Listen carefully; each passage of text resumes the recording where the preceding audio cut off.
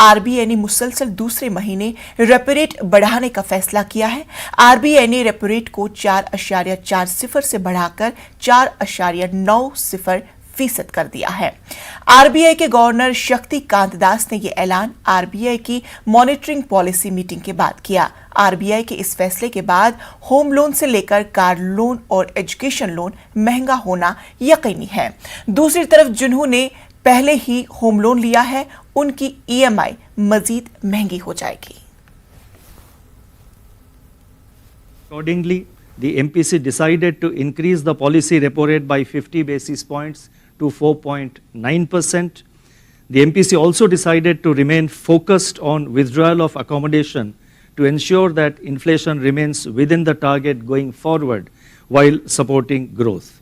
It may be noted in this context that the repo rate still remains below its pre-pandemic level. I would now like to provide an assessment, a more detailed assessment of growth and inflation. And first, I would like to take up growth.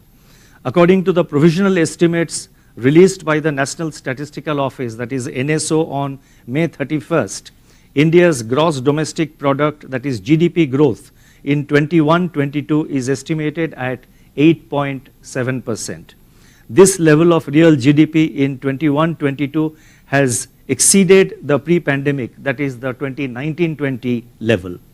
On the supply side, major categories also surpassed the 2019-20 level.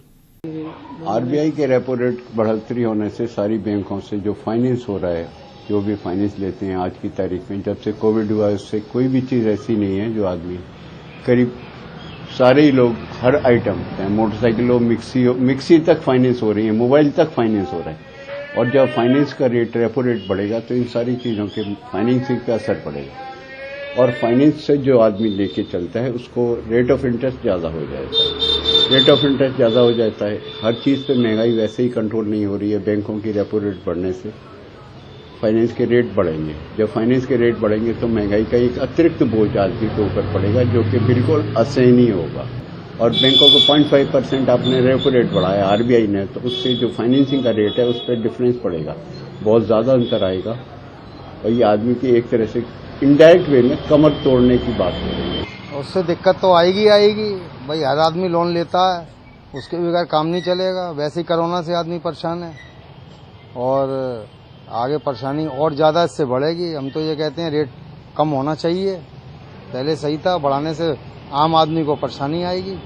अब महंगाई तो पहले से ही बढ़ी हुई है और इस तरह से लोन पर रेट बढ़ाएंगे तो फिर और समस्या ये आगे आएगी, क्योंकि पब्लिक तो वैसे ही परेशान है, बेरोजगारी है, रोजगार कोई है नहीं, बिजनेस में भी कोई वो नहीं है, मार्केट डाउन जा रहा है। जब पब्लिक सुखी नहीं होगी तो बिजनेस कहाँ से आगे बढ़ेगी?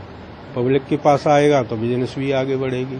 और पब्लिक इधर बैंक लोन बढ़ा रही हैं, ब्याज कम करती जा रही हैं और लोन पे ब्याज बढ़ाती जा रही हैं, तो उससे हानि है, कोई लाभ नहीं है। देखिए, जो आरबीआई ने रेपो रेट बढ़ाई है उससे जो बाकी की बैंकें हैं उनको जो लोन पास करती है या फिर जो पैसा देती है उससे आम जनता को बहुत ज़्यादा नुकसान होने वाला है। क्योंकि आज की तारीख में कोई भी आदमी नया धंधा डालने की सोचता है या कुछ भी करने की सोचता है तो पहले वो बैंकों की तरफ भागता है कि एक लोन मिल जाए जिससे कि वो अपना नया कारोबार शुरू करे। एक तरफ सरकार कहती है कि आत्मनिर्भर बनिए, अपना नया धंधा खोलिए, और दूसरी तरफ अगर वो बैंकों की तरफ जाएगी पैसा उठाने तो उसको वैसे ही इतनी हाई दरों पे, इतनी ऊंचे दरों पे जो पैसा मिलेगा तो वो कैसे चुका पाएगी?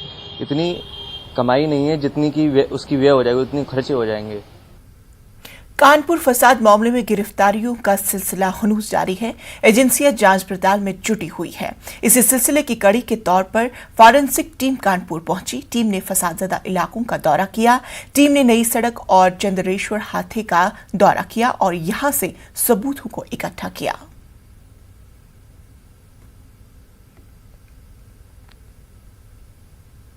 कानपुर में